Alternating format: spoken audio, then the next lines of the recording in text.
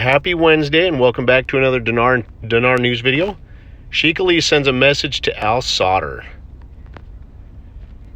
Deputy Fayek Sheikh Ali sent a message to the leader of the Sadrist movement, Muqtada al-Sadr, in which he invited him to cooperate in forming the new government. Sheikh Ali said in his message to al-Sadr, which he posted on his account in Twitter, in response to what the leader of the movement mentioned in a previous tweet, the protesters do not oppose, but rather they reject the candidates of corrupt parties because they are against the hateful regime of quotas.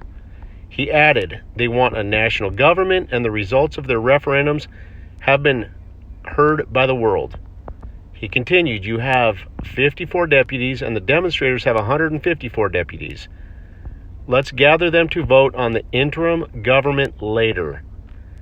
The leader of the Sadrist movement, Muqtada al-Sadr, had demanded earlier to accelerate the formation of a strong and viable government that would restore Iraq's prestige and independence in no more than 15 days. And without political, parliamentary, sectarian, and ethnic polemics, in his tweet he called the submission of 5 candidates with integrity and experience so that a financial candidate be chosen to form an interim government to oversee the early elections. He said, enough recklessness from some political blocs and enough stubbornness from the demonstrators, otherwise Iraq be lost. Sadr calls for the formation of a government within 15 days and advises the demonstrators stop stubbornness. The leader of the Sadrist movement, Muqtada Sadr, called for the speedy formation of a strong government within 15 days. Al-Sadr said it in a tweet to him on Twitter. The two parties contacted the dismissed prime minister before the airstrike. So did he agree to implement it or not? God knows. But what concerns me now is, first, the severe crisis intensity has occurred, especially after the speech of Donald Trump and the speech of the Islamic Republic. Second, accelerating the formation of a strong government that restores its prestige and independence in Iraq in a period of no more than 15 days. And without political, parliamentary, sectarian, and ethnic polemics, and by presenting 5 candidates with integrity and experience so that a final candidate is chosen to form an interim government and oversees early elections with other matters. We mentioned earlier it was enough recklessness for some political blocs and enough stubbornness from the demonstrators in wasting Iraq because these violations were not repeated in the future from any of the neighboring countries or from the great evil of America.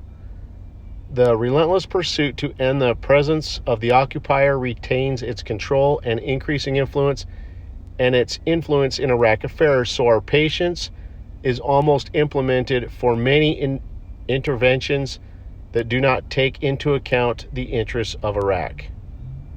4. I call on Iraqi factions to be patient, not to start military action, and to silence the voice of military from some of the disciplines until all political, parliamentary, international methods are exhausted. 5th, I recommend closing all headquarters on the PMF so that it is not a target for global arrogance, especially if our decision becomes military resistance with the occupier in the event he refuses to go out and exhaust all methods. So let's talk about it a little bit regarding this article to form a government within 15 days. Remember, about roughly, I don't know, in the last 3-4 days, I put out an article where they actually said that Mahdi's term has actually been extended for a period, temporarily extended for a period of 3 months or 90 days, which would take us through the end of March for his current temporary term. So right now, guys, like I've always tried to tell you, regarding the politics, they're always all over the board. So be careful which news regarding the politics you're actually going to believe, because you're best just to let it play out and not put a lot of stock in what they say regarding the politics, because they're always all over the board. So again, 3-4 days ago, they said that Mahdi's current temporary term would be extended through the end of March. On this one, they're saying that they've got to have a new government formed within 15 days. But remember, Sadr's been flapping his lips for through all of last year, and absolutely nothing that Sadr demanded actually happened. So I don't put a lot of stock in what Sadr says, because nothing ever happens that he states, or none of his demands or requests are ever fulfilled. Next article.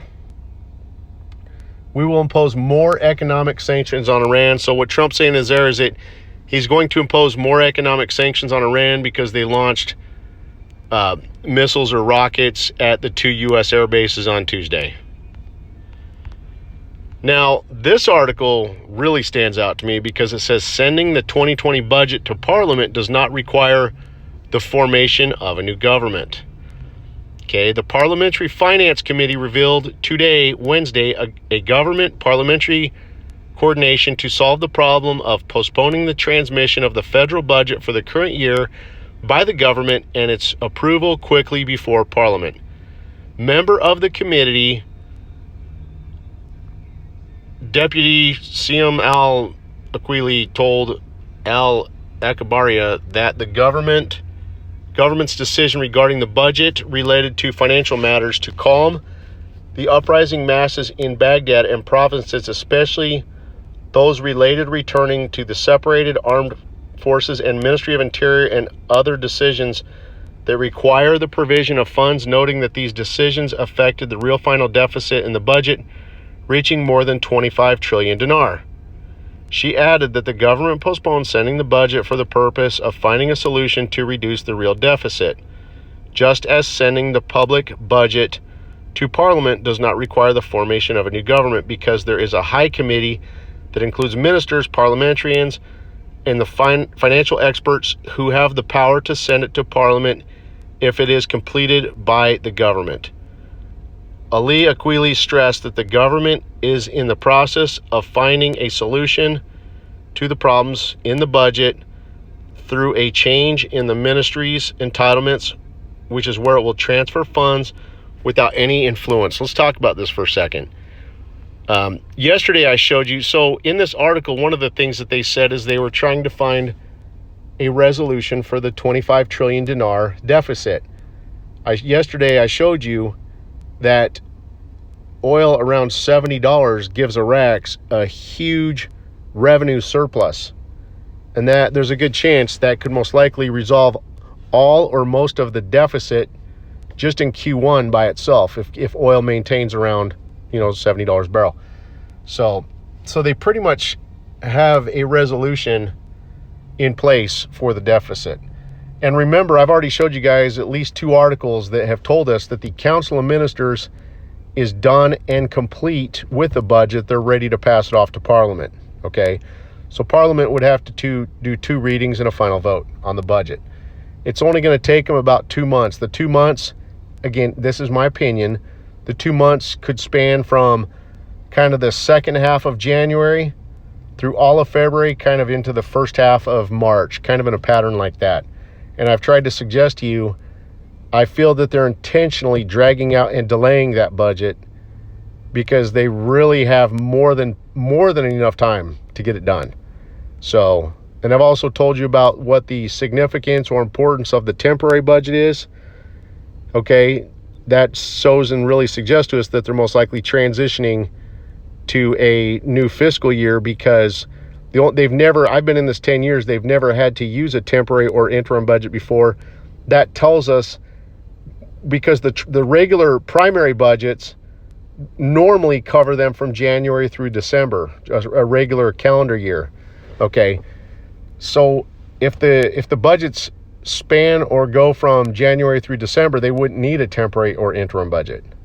What that tells us, the fact that they would even need a temporary budget, tells us that the primary budget, that there's a period of time that the primary budget's not going to cover, and that's why they need an interim budget. So that would be the reason why they're would have to transition to a new fiscal year. Okay, so but again, this article is really good because it's telling us that they do not need to form a new government to complete the 2020 budget at the parliamentary level. So that's great news.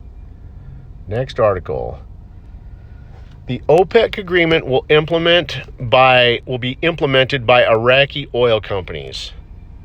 The Minister of Oil stressed that the reduction of oil production will be in the oil fields that are managed by oil companies. Al Gadman said in a statement published by Russia Today and viewed by Al News that the Russian companies Lukoil and Gazprom Oil will not reduce their production in their projects in Iraq under the OPEC Plus agreement. He added that the reduction will be in the oil fields that are managed by Iraqi oil companies. And the group OPEC announced a new reduction in production of oil by 500,000 barrels in addition to the current reduction of 1.2 million barrels per day. So let's look at this for a second. So I shared my opinion with you guys yesterday. I shared with you that the U.S.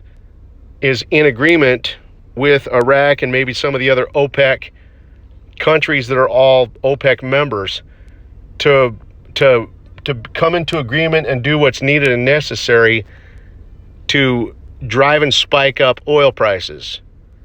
Some of you guys disagreed with me on that. Okay, some of you guys said that no, the oil prices are rising due to Iran, due to Iran's actions and differences with the U.S. You're welcome to believe what you want, okay? But this article is telling you right here that Iraq and other OPEC countries are all in agreement to raise oil prices. It's telling you right here that this has nothing to do with Iran. This is what the OPEC countries that are all members along with the U.S. are all working together to do, okay? Second, oil started spiking before you agree to have differences with me. You might want to go back and check to see when oil started rising, but oil actually started rising and increasing before the U.S. ever struck and took out Iran's general, okay? So again, this has nothing to do with the actions or differences between the U.S. and Iran. It has nothing to do with Iran. Again, oil prices started rising before we even attacked Iran, okay? And right here in this article, Iraq is telling you that the OPEC members, along with the U.S., are all in agreement together to reduce oil production to spike prices. And at the same time, Iraq has told you they have a deficit and that they need a solution or resolution to resolve the deficit. Here it is. So they're telling you right here that all of this has been agreed upon and planned, set, and staged by OPEC members and the U.S. to reduce oil production to raise prices, and notice how at the same time, Iraq came out and telling you and announcing to you they have a deficit that they need to be resolved. So they've had a game plan in place for a while to resolve and help correct that deficit. There's your news. You guys have a great day. God bless.